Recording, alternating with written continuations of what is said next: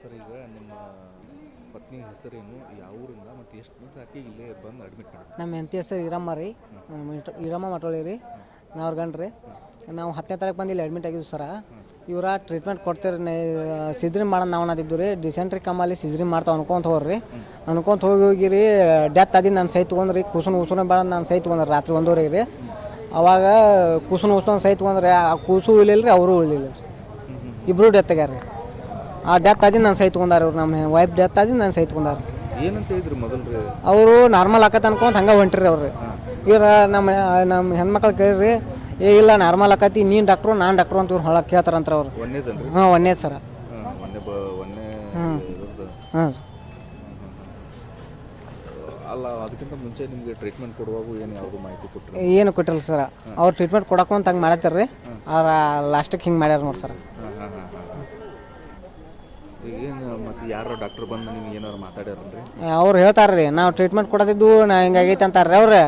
ಹೇಳೋ ಮುಂದೆ ಅವರು ನಾವು ಡಾಕ್ಟ್ರ್ ನೀವು ಡಾಕ್ಟ್ರು ನಮ್ಮನ್ನ ಎಷ್ಟೋ ಸಲ ಕೇಳ್ಯಾರಂತಾರೆ ಅವ್ರು ಹೆಣ್ಮಕ್ಳ ಒಳಗರೆ. ಹಿಂಗೆ ಮಾಡಿ ಕೇರ್ಲೆಸ್ ಮಾಡ್ಯಾರ ಅದ ರೀ. ಈಗ ಹೆಂಗೆ ಡಾಕ್ಟ್ರ್ ಇದು ನಿರ್ಲಕ್ಷ್ಯ ಅಂತ? ಹಾಂ, ಡಾಕ್ಟ್ರ್ ನಿರ್ಲಕ್ಷ್ಯ ರೀ ಅವ್ರದ ತಪ್ಪು. ಹಾಂ.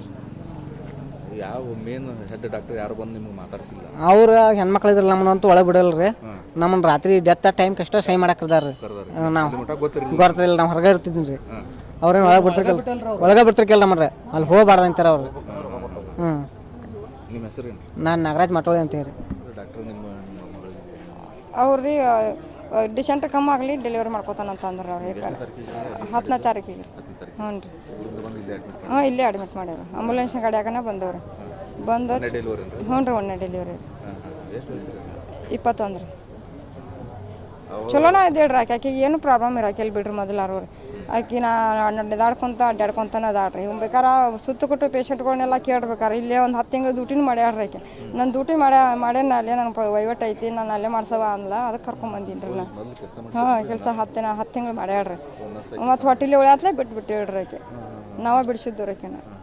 ಅದಕ್ಕಾಗಿ ಇಲ್ಲೇ ತೋರ್ಸವ ಅನ್ನಕತ್ಲ, ಇಲ್ಲೇ ತೋರ್ಸ್ಕೊಂತ ಕರ್ಕೊಂಬಂದೀನಿ ರೀ ಆಕೆನ.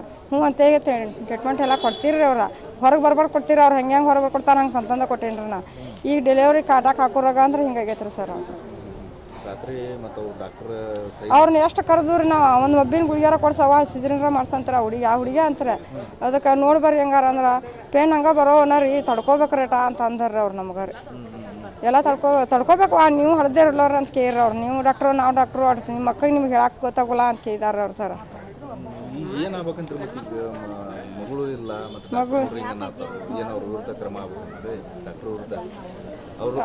ಅವ್ರಿಗೆ ಅವ್ರ ಕ್ರಮ ಆಗಬೇಕಾರೆ ಸರ್. ನಮ್ಮ ಮಕ್ಕಳು ನಾವು ಹೆಂಗೆ ಕಳ್ಕೊಂಡವಲ್ರಿ, ಅವ್ರಿಗೂ ಹಂಗೆ ಶಿಕ್ಷೆ ಕೊಡಬೇಕಾರೆ ನಾವು. ಗೌರವ ಇರೋ ಸಂಘ ಏರಪ್ಪ ಸಿಗಳಿ.